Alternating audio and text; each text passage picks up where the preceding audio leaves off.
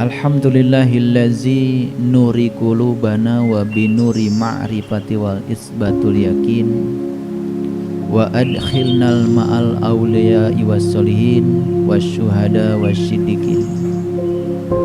Asyhadu an la ilaha illallah wahdahu la syarikalah rabbul alamin wa asyhadu anna muhammadan abduhu wa rasuluh asrafal anbiya'i wal mursalin Sayyidina Muhammadin wa ala alihi wa sahbihi ajmain.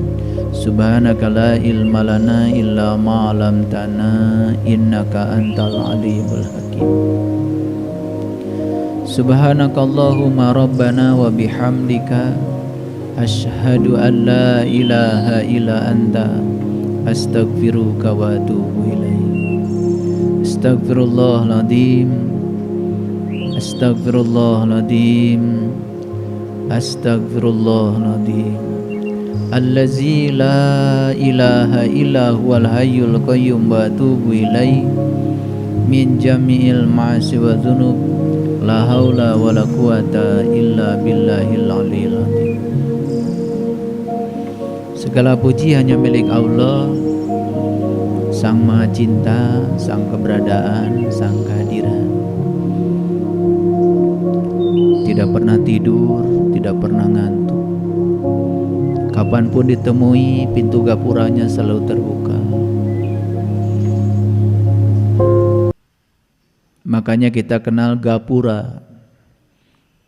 Biasanya kalau ada gang, di situ ada gapura. Gapura itu penanda bahwa di situ ada jalan. Karena tidak ada gapura dipasang kalau tidak ada jalan. Hanya menandakan bahwa kalau kamu masuk gang itu, di dalam banyak rumah, di dalam ada banyak kehidupan, maka dikasih penanda. Penandanya adalah gapura. Gapura itu dari gafur. Gafur itu artinya pengampun. Maka Allah memberi nama, salah satu nama dan Asmaul Husna adalah Gafur. Jadi Gafur, Gafura itu artinya adalah ampunan. Jadi pintu gapura itu pintu ampunan. Makanya siapa yang bersegera kepada Allah memohon ampunan, maka pintu gapuranya akan terbuka. Di situ akan menemukan kehidupan. Makanya gapura itu menjadi sangat penting. Bagaimana caranya kita mendapatkan ampunan? Apakah Allah itu harus dimintai ampunan supaya kita diampuni? Tentu saja Allah yang Maha Pengampun, tidak butuh kita minta ampunan. Yang dibutuhkan oleh Allah cuma satu, kita bertaubat. Jadi taubat itu bukan minta ampun. Taubat itu dari kata taba yatubu taubatan. Jadi taubat artinya adalah kembali. Kembali pada jati dirimu, kembali pada dirimu yang asli, kembali kepada kesadaran murnimu. Saat kau kembali ke sana, maka otomatis ampunan akan datang. Jadi selama ini kalau kita disuruh bertaubat, apa yang dilakukan? Yang dilakukan adalah merengek-rengek minta diampuni dari segala dosa. Seakan-akan Allah itu seperti kita. Kalau Allah itu seperti kita, kita kan baru ngasih maaf sama orang kalau orang sudah minta maaf. Bahkan kita memaksa orang, tolong dong kamu minta maaf sama saya, pasti akan saya maafkan. Itu sifatmu. Sifat Allah tidak seperti itu. Allah tuh Maha Pengampun. Tidak butuh sebetulnya Allah kita minta maaf kepadanya. Yang dibutuhkan Allah adalah taubat. Maka siapa yang bertobat pasti akan diampuni. Jadi taubat bukan minta ampun. Paham? Nah, karena selama ini kita bicara taubat omong kosong. Bicara taubatnya itu omong kosong.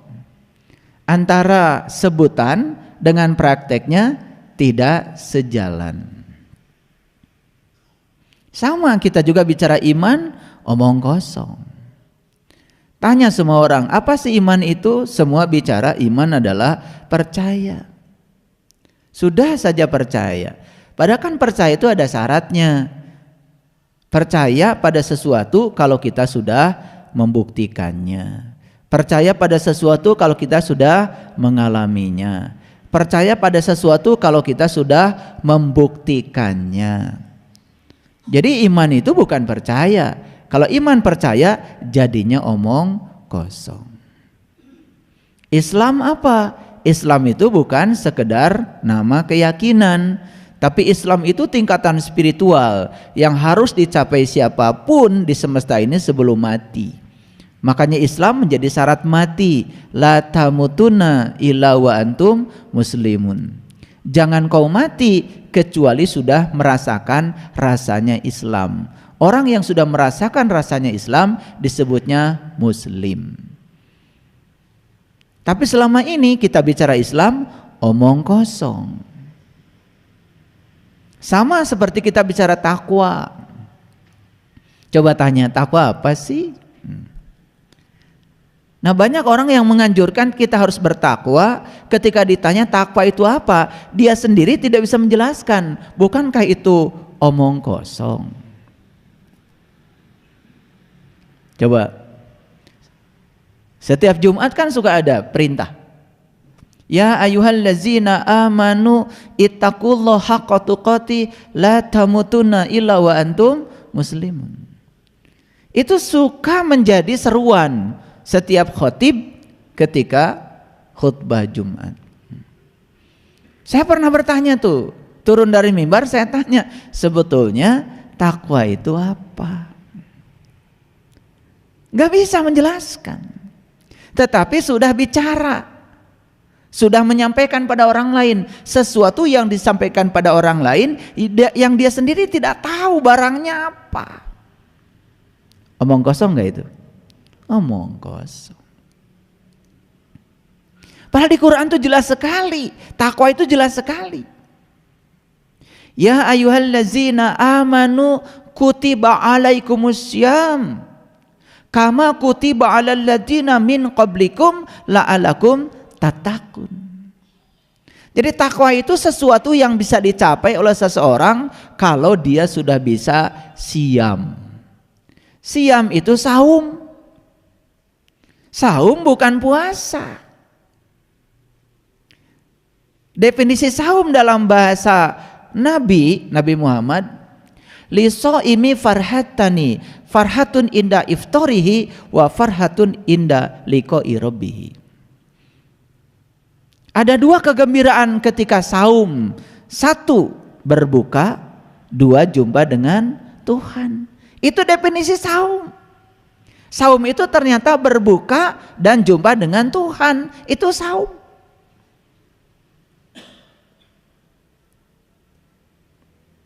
Berbuka apa? Nah, selama ini kita mengartikan berbuka itu makan candil, makan kolak. Apakah ketika kalian makan candil, makan kolak berjumpa dengan Tuhan? Kan gak nyambung, jadinya omong kosong. Tapi yang omong kosong ini pengikutnya lebih banyak. Dan kalau saya bicara saum dalam tataran hadis yang sebenarnya, banyak yang gak suka. Saya juga gak tahu kenapa manusia suka omong kosong. Makanya judul hari ini adalah, ada manusianya kalau nggak salah. Gitu. Karena ini perintah ini dari intuisi saya. Hanya manusia yang mempunyai hak istimewa untuk omong kosong. Jadi hanya manusia. Hak itu sesuatu yang diberikan, mau diterima atau tidak, ya terserah kita yang menerimanya. Itu hak. Dan siapapun yang menerima hak, di balik hak ada kewajiban. Hidup itu hak loh. Hidup itu hak. Mau kamu ambil, mau tidak diambil, itu hak. Tapi ketika mengambil hidup sebagai hak, tugasmu selanjutnya adalah menunaikan kewajiban sebagai orang yang hidup. Menjadi warga negara itu hak. Tapi begitu Anda sudah mengatakan saya warga negara Indonesia, ikuti hukum yang berlaku di negara Indonesia. Jangan mengatakan saya warga Indonesia, mengambil hak itu, tapi Anda merecoki negara kita, bahkan membuat hukum-hukum baru yang tidak sesuai dengan yang disepakati oleh negara kita. Itu namanya melanggar hak, lalu tidak bisa menunaikan kewajiban. Jadi sebetulnya ya, manusia ini yang punya hak istimewa untuk omong kosong. Kenapa? Karena yang paling suka omong kosong hanya manusia. Nanti kita buktikan. Jadi yang suka omong kosong itu hanya manusia. Hanya manusia yang suka membicarakan tempat istimewa setelah kematian. Betul nggak? Apapun namanya lah. Nanti kalau kita mati bakal gini, bakal gini, bakal gitu. Paling seneng kan manusia.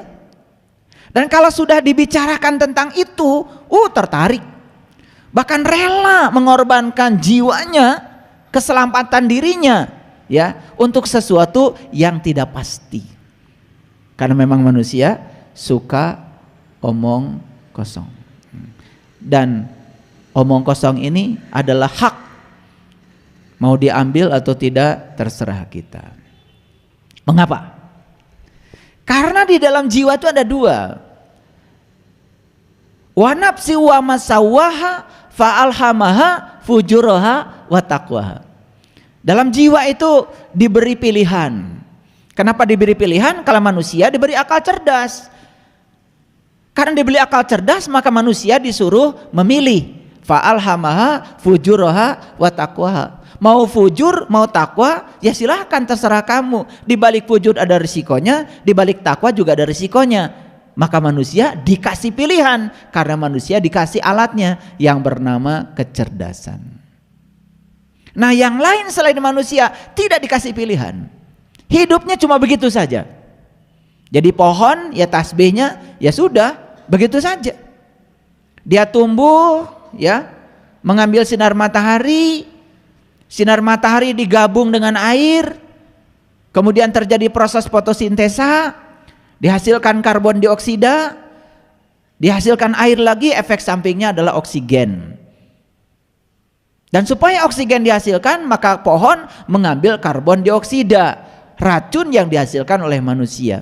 Jadi pohon gitu saja, ngambil racun dari manusia, digabungkan dengan air, gabung dengan sinar matahari, menghasilkan karbon dioksida, menghasilkan karbohidrat, efek sampingannya air plus oksigen. Makanya pohon itu istimewa, dia bisa mengubah racun yang dihasilkan manusia dirubah menjadi oksigen untuk kebutuhan hidup manusia. Makanya orang yang tidak cinta pohon itu karena tidak tahu betapa berjasanya pohon. Jadi kalau ada pohon mati di rumah, bukan salah pohon, salah yang punya pohon. Jadi kalau ada pohon mati itu bukan sekedar mati, tetapi ada masalah dengan penghuni rumahnya. Berarti penghuni rumahnya itu tidak sadar kalau di rumahnya ada anggota keluarga lain. Karena kalau kita berbicara anggota keluarga hanya sebatas anak, suami dan istri. Padahal pohon itu bisa hadir di rumah, kan dibawa oleh kamu. Ikan kan dipelihara oleh dirimu. Betul apa tidak? Harusnya kan itu semua itu diurus. Makanya kalau pohon itu mati, itu tanda nggak ada iman sebetulnya. Bukan sekedar tidak ada cinta kasih.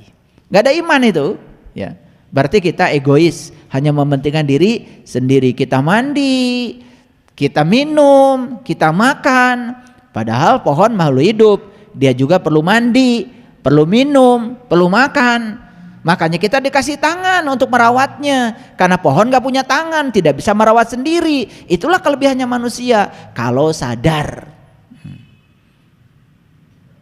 Paham? Itu. Makanya tangan ini kan disebutnya juga tangan Allah. Yadullah, yadullah. Ini tangan Allah nih, tangan Allah. Dan tangan ini dititipkan kepada kita oleh Allah.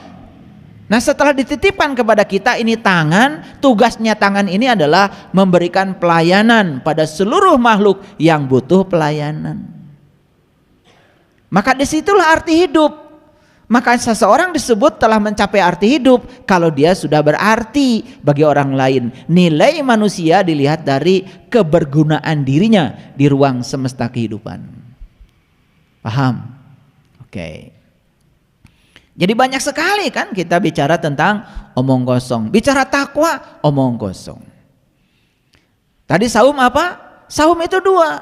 Berbuka dan jumpa dengan Tuhan. Suka saum? Terbuka mata kolbunya, jumpa dengan Tuhan. Nah, yang kalian lakukan kan selama ini baru puasa, menahan lapar dari Janari sampai maghrib.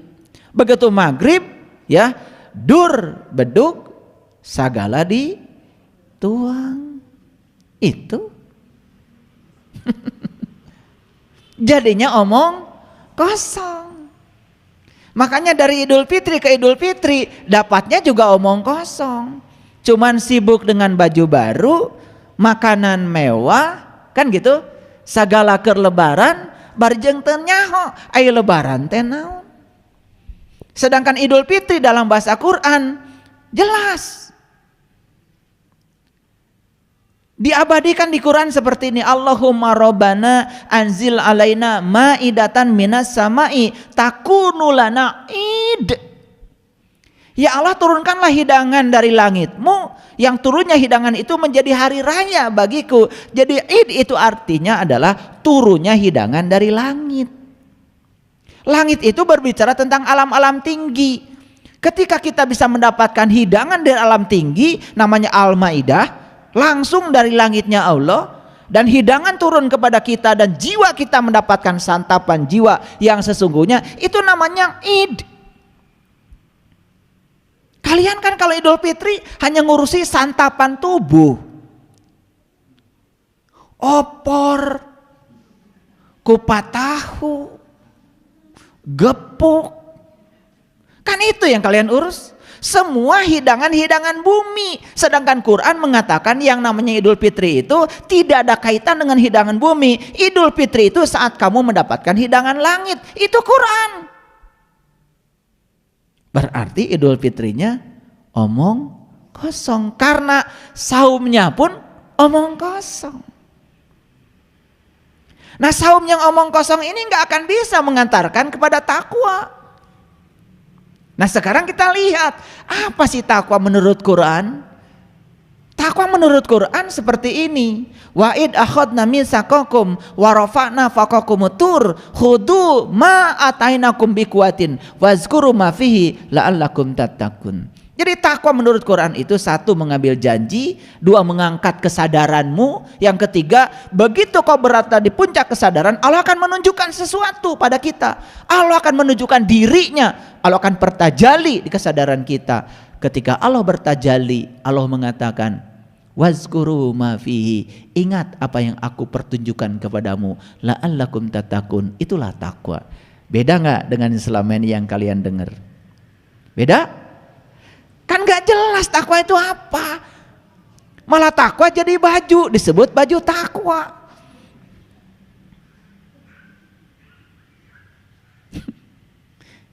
Betul apa enggak? Iya. Kalau soal baju takwa di pasar baru, ya kalian memang udah bisa pakai itu. Tapi takwa yang sebenarnya kan belum tahu. Hurufnya aja takwa ada 4. Ta, qaf, waw, alif. Ta itu tawadu. Tawadu itu bisa menerima apapun yang terjadi apa adanya. Qaf itu qanaah.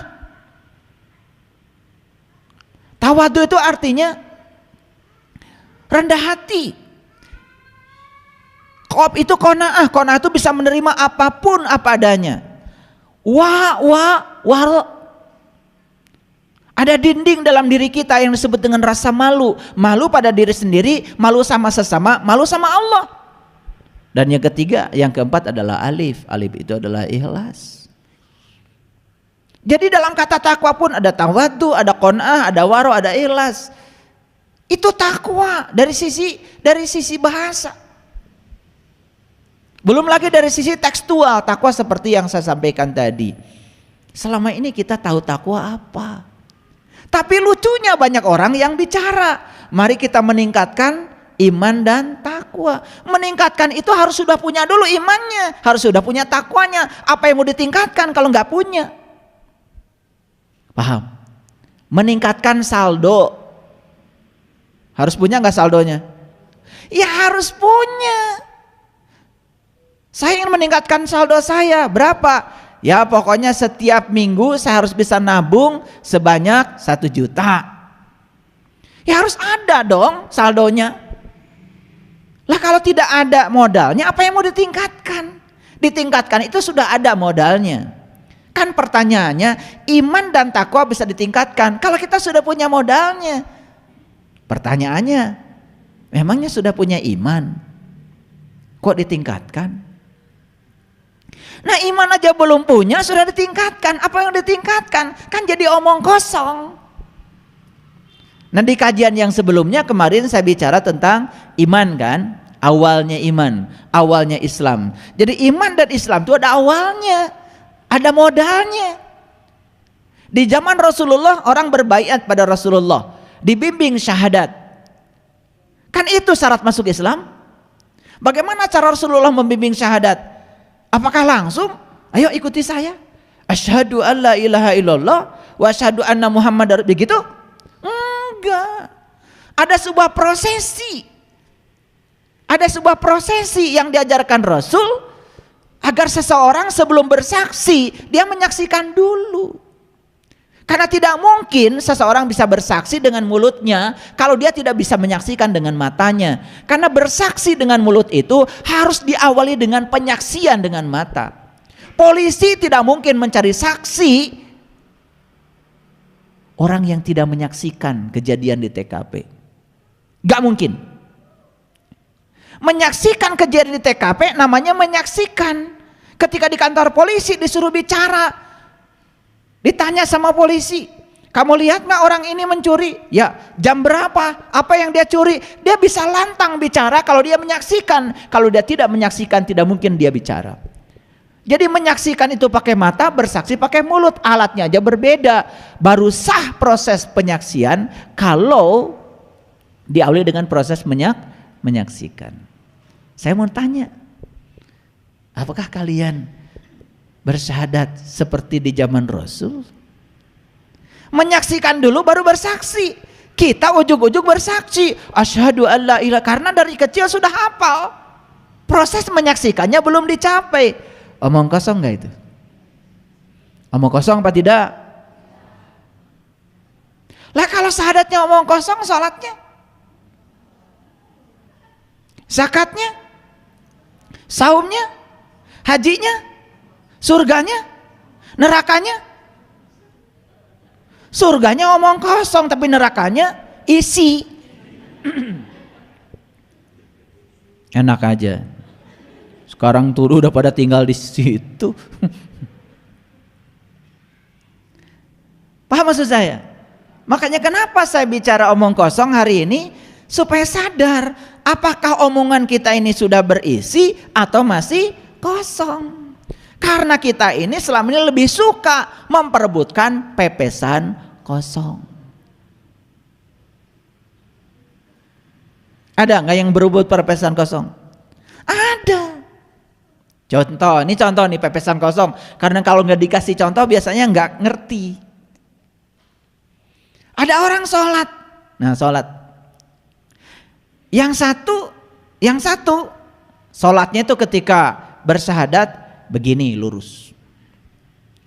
Yang satu ketika syahadat diputer-puter.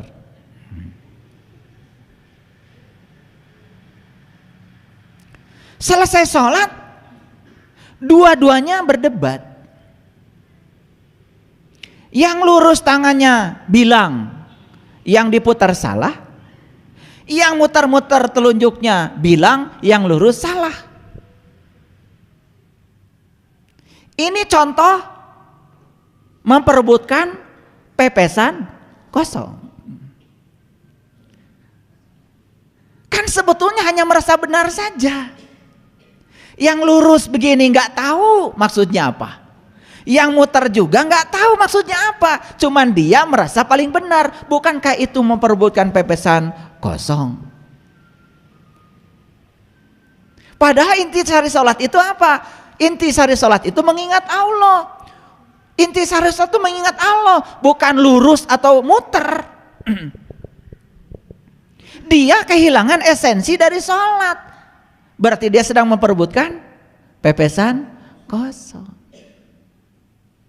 Sama seperti orang yang menjanjikan surga kepada kita tuh. Banyak kan yang janjiin. Nanti katanya. Nanti.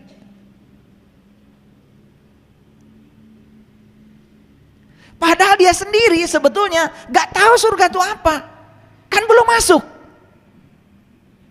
Tetapi dia sudah berani menjanjikan pada orang lain, dia sendiri belum masuk. Coba, bukankah dia menawarkan omong kosong? Tetapi pengikutnya banyak. Saya tuh gak ngerti. Bapak saya itu kiai lah, blongkotan di kampung. Kiai kampung. Dari kecil ketika bapak saya bicara, saya itu apa ya? Kok diberitahu di dalam batin saya itu omong kosong katanya di sini. Makanya saya kadang-kadang lebih baik main bola. Atau kalau bapak saya sedang ceramah, ya saya main jogol aja pakai sarung di belakang di masjid. Makanya ibu saya itu paling taat sama saya karena apa?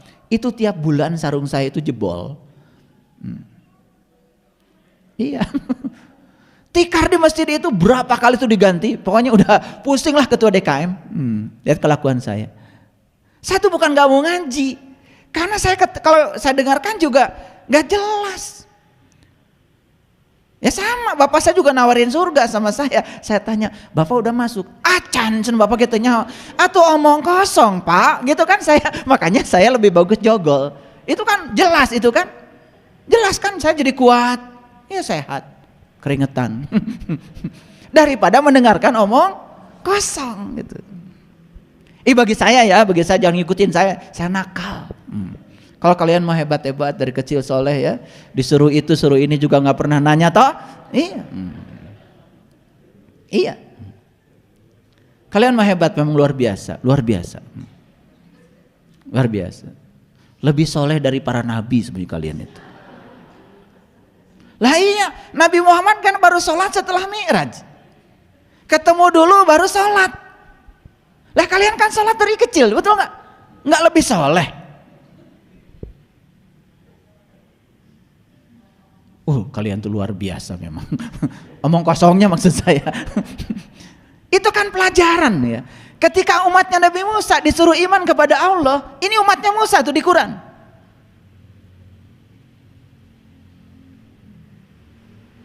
Kan kata Musa di Quran, ya, hei umatku, imanlah kepada Allah Tuhanku, kata Musa. Apa jawabannya umatnya Musa? Jawabannya, hai Musa, aku tidak akan beriman kepada Allah Tuhanmu kalau aku belum bisa melihat Allah dengan jelas. Itu Quran. Surat Al-Baqarah baru di bawah itu, ya ayat 55.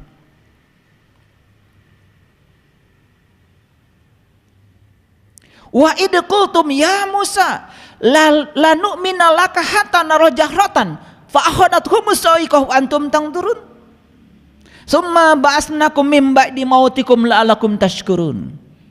Keren sekali ayat itu. Kalau bagi saya ya, keren ayat itu. Itu kan dialog antara Musa dengan umatnya Bani Israel. Ketika Bani Israel disuruh iman kepada Allahnya Musa, apa yang dikatakan oleh umatnya Musa? Hai Musa, aku tidak akan beriman pada Allah Tuhanmu sebelum aku sama-sama melihat seperti engkau melihat. Kalau engkau bisa melihat Allah dan engkau bisa iman pada Allahmu, aku pun pengen dong Musa. Omong kosong bukan ini. Omong kosong bukan ini. Ini umatnya Musa, ini Bani Israel, digambarkan di Quran, dan Quran disampaikan pada Nabi Muhammad supaya dicontohkan oleh kita. Kan harusnya kita juga sama. Hai Muhammad, kalau engkau bisa menyaksikan Allah Tuhanmu dan engkau bisa mencintainya, engkau bisa tersungkur menangis di gua Hira pada saat engkau mengalami Iqra, aku pun pengen dong. Gitu nggak kalian? Enggak, kalian enggak. Kan senangnya omong kosong. Enggak pernah nyari kok. Lebih suka bicara sejarah masa lalu daripada nabi para rasul, daripada mengalami pengalamannya nabi dan rasul. Makanya saya sering mengatakan pada mahasiswa, kalau kamu kuliah learning to know, omong kosong. Karena kuliah yang sebenarnya learning to do, melakukan, supaya learning to be. Mana yang paling bagus? Cerita Musa atau menjadi Musa?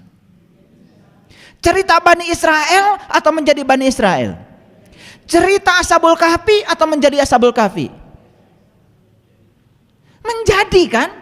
Kalau cerita Ashabul Kahfi cuma cerita, dulu ada Ashabul Kahfi, dapatnya dongeng. Tapi kalau menjadi Ashabul Kahfi akan mengalami proses yang dialami oleh Ashabul Kahfi. Masuk ke guanya ngalami, jadi orang berimannya ngalami, melihat matahari di gua ngalami, semua dialami karena menjadi. Paham? Jadi supaya tidak omong kosong, maka harus menjadi. Jangan cuman sekedar cerita. Oh, Nabi Muhammad sabarnya luar biasa.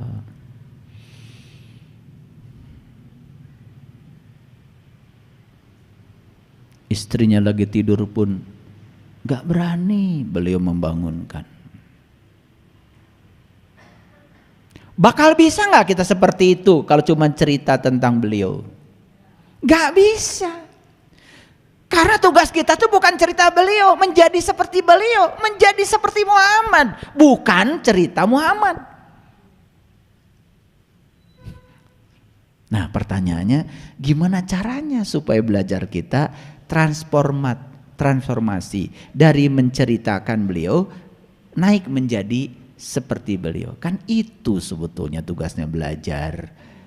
Paham? Oke.